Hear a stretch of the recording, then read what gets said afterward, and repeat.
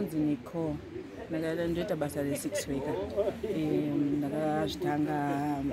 but kwatanga mashure kudhara because ndanga 37 years. Ndakatanga zvokuma 17 years. Ndakanga ndasangana nomunhu kumba angondiudzawo maitira waita mari saka ndakabva ndazvichiva. Izvozvo ndakatochiva kuti takasaka kana ndichita mari zvakadai dai zvine zvitoita right basi ndaitawo mari ndakachera. Ndakatotanga kushanda ndakatanga mbudza virgin but mimi ndakatombogara naye ndotanga ngono ndatanga kurama ndingokona ndichita 6 week wangu saka ndakambororwa koma ndadzoka izvozvo ngoti unoona kuti mumba macho hamusi kuita nekubata kwane uchita mari of course zvinhu zvine risk asi ndakaona kurarama kwandingakwanisa kuita ndichengeta mhuri kwedu kumba kwedu inini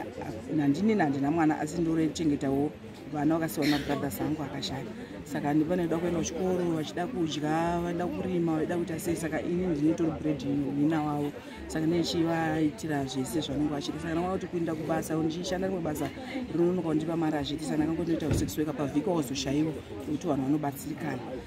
then ndikati pa 6 week tinosangana nezvakawanda tosangana nemhirizhonga unoti ukaonawo mubhoyi yako woenda nayo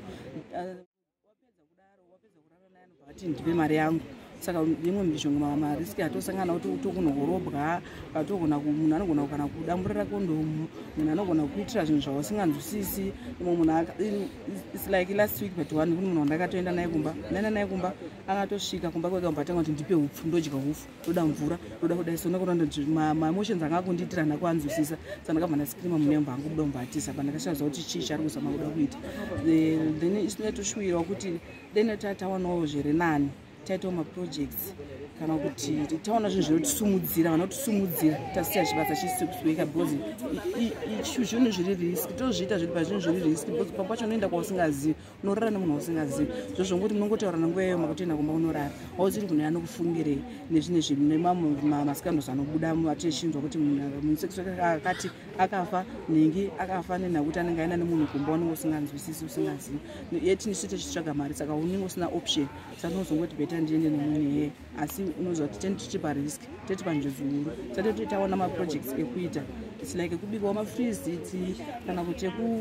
kana even kuti tapuwa kana panzvimbo padiki sepatiri panapa toita garden kuti vanhu vanouya vachitorwa mafotozi vachiita sei zvichingoyevedza kuti toitawo maruva eduwo tisumudzirwawo isusu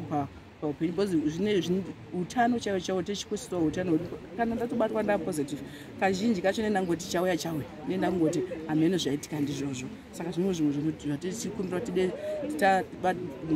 tanzwisiswawo nevanotibheka kuti tive tiitewo zvinhu zvakanaka muupenyu hwedu pavana mabrothers vangu vamwe ndakati vachengeta through basa irori because umwe achakatosiyiwa achitumwa aitoda mukaka womugaba chaiwo mai vangu mai munhu wekuti hapana chinhu zvavanga achikwanisa kuita munhu akwanisa kungorimawo nekudidi saka mama vakazoshayika vashaya vana vai ndakatanga kuti keroni navo nekuti vakunokuwa kwavaitarisa vaingotarisira inini saka ndo kurarama kwandikuita kusvika izvezvi ndokuvachengeta umwe wacho akasiyiwa chimwe ivo zvavo 3